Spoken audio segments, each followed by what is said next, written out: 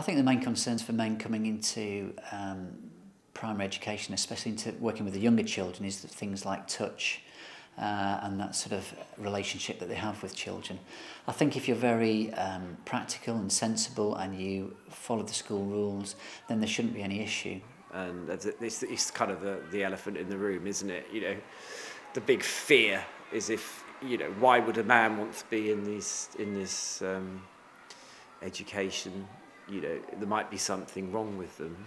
But I mean, if people allow that fear to dominate, then there would never be any men working anywhere with children.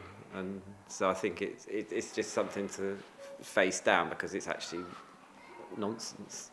Maybe some men thinking of going into primary education, in the back of their minds they're thinking, well, people think, you know, is it a bit too risky for me to go into primary education? What will other people think? I think that's more something up there than is actually going on and is real.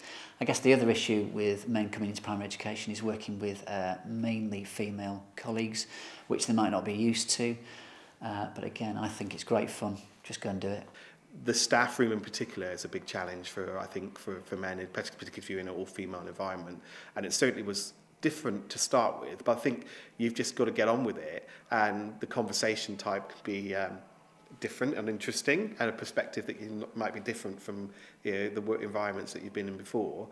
But I think you just have to get in there and chip in and stand your ground, you know. So there's nothing in my mind that would stand out as a massive negative. I think the only thing that I would say is, when you're working with children, you are emotionally involved. You do take your work home. You do put in the work on the weekends and things like that, because you are so involved with your class that you're working with. You want the best for them. You want them to make the best progress. But that's by no means a negative. I think that's a massive positive of the job. The negatives are that you are under a spotlight from parents.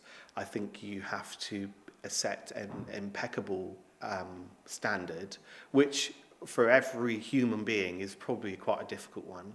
And I think when you make mistakes, and I've made a number of mistakes in 4 years, I'd be open and honest and say that, you need to learn from it, listen to the parents, and understand where they're coming from, and react to that in a positive way. A lot of people think, when you tell them they're a teacher, say, well, that must be nice. You know, you go to work at 9 o'clock, you finish at 3:15, you get X amount of holidays a year, and they don't realise that, you know, you can be in school at 7:30, you can still be here at school at 7 in the evening. It's not like an office job where you can just walk out the door at 5 o'clock. You do have to take things home.